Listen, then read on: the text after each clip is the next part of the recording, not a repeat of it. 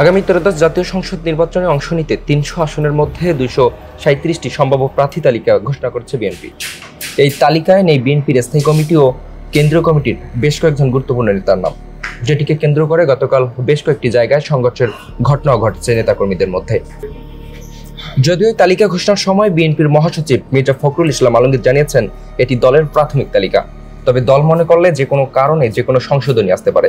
BNP থেকে সম্ভাব্য প্রার্থী হতে পারেন বলে আলোচনায় ছিলেন একাদশ সংসদের সংরক্ষিত আসনের সাবেক সদস্য রুমিন ফারহানার নাম, তবে মনোনয়ন তালিকায় এবার তার নাম দেখা যায়নি। সম্ভাব্য প্রার্থী তালিকা ঘোষণার পর দেখা গেছে এই তালিকায় নেই বিএনপির স্থায়ী কমিটির সদস্য নজরুল ইসলাম খান এবং বেগম সেলিমা রহমানের নাম। প্রার্থী তালিকায় নেই সিনিয়র যুগ্ম মহাসচিব রুহুল কবির রিজভী, যুগ্ম মহাসচিব হাবিবুন নবী সোহেল, সদ্য মনোনীত যুগ্ম মহাসচিব হুমায়ুন কবিরেরও নামও নেই। বিএনপি চেয়ারপারসনের উপদেষ্টা আব্দুস সালাম, মোয়াজ্জেম হোসেন আলাল, আমিনুর রশিদ ইয়াসিনের নাম। দলটির ভাইস চেয়ারম্যান আসাদুজ্জামান রিপনও নেই প্রার্থী তালিকায়। অন্যদিকে বিএনপির সিনিয়র নেতাদের পরিবারের সদস্যদের অনেকেই বাদ পড়েছেন মনোনয়ন তালিকা থেকে। দলটির একটি সূত্র জানিয়েছে, এক পরিবার থেকে একাধিক প্রার্থী না রাখার সিদ্ধান্ত ছিল দলের।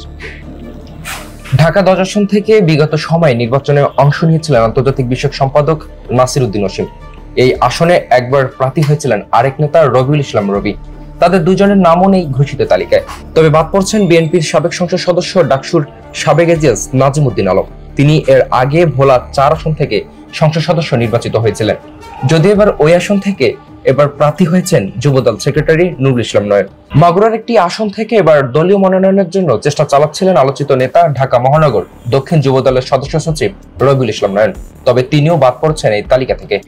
যে কারণে স্থায়ী কমিটির সদস্য সালাউদ্দিন আহমেদের স্ত্রী হাসিনা আহমদ, মির্জা আব্বাসের স্ত্রী আফরোজা আব্বাস, ইকবাল হাসান মাহমুদ টুকুর স্ত্রী ও সাবেক সংসদ সদস্য রুমানা মাহমুদও বাদ পড়েছেন এই তালিকা থেকে।